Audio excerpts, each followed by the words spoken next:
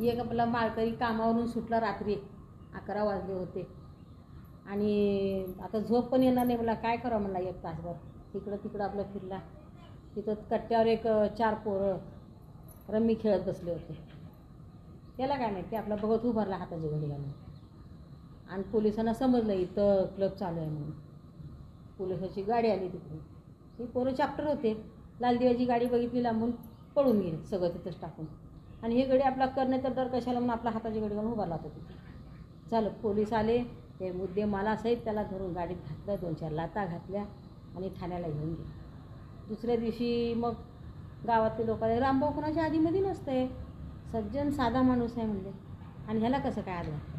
रामभाऊ म्हणला, काय नाही, सहजच उभारलो म्हणला बघत, पोरं खेळालते म्हणला. आणि सहजच गाडी आली आणि मला 2-4 लाथा घालून गाडीत घालून घेऊन आलेलं ठाण्याला. काय करायचं? ही खरी घडलेली घटना आहे, लक्षात ठेवा. म्हणून सतर्क राहा. झालं, त्याला सजा झाली 6 महिन्याची, विनाकारण, कुणाच्या आधी नाही मध्ये, निष्कारण.